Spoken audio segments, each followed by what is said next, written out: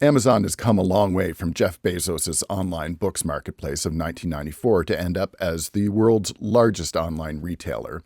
While statistics vary, Amazon probably counts for around 40% of e-commerce in both the US and Canada. And one of the big ways that Amazon attracts its customers, at least since they started doing these things in 2015, is through its big discount events like Prime Days and Black Friday Cyber Monday sales. But are these sales good value to consumers, or are they just a marketing ploy to attract people who might not do the research to tell the difference between what's a good deal and what isn't?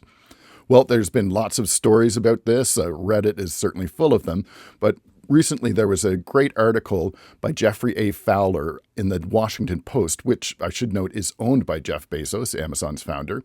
And he did this after the fall 2025 Amazon Prime Days sales and concluded that, quote, "I would have saved on average almost nothing during Amazon's recent fall big deal Prime Days. And for some big ticket purchases, I would have actually paid more."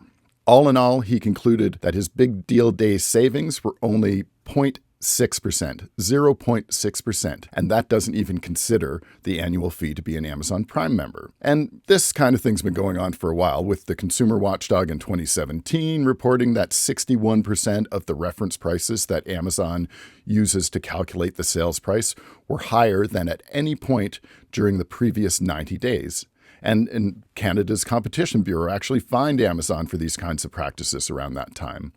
Fast forward to this fall, and a class action suit was launched in the US that accuses Amazon of misleading consumers with false discounts during Prime Day sales. So basically, the scam part of this is the percentage discount that Amazon shows you're getting on an item, for instance, 40% off, is based on a price that was artificially raised so that they can calculate and post a larger discount, not infrequently resulting in a sales price that is not substantially different from the regular price despite the savings claim. Regardless, Amazon said its fall 2025 event was its biggest ever and claimed that customers saved billions on deals. It's important to remember that this is the company that was recently ordered to pay a $2.5 billion fine, the largest ever in this type of case, by the FTC for deceptive Amazon Prime enrollment practices and making it exceedingly difficult to cancel an Amazon Prime membership.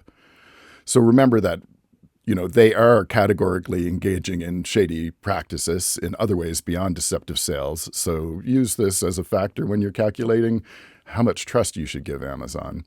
But does this mean that you shouldn't shop at Amazon?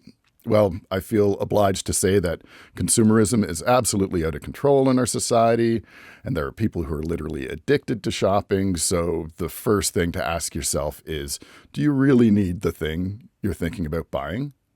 If you do, then I'd say the next thing to ask yourself is, could you support a local business by buying it somewhere in your community, even if it costs a little more?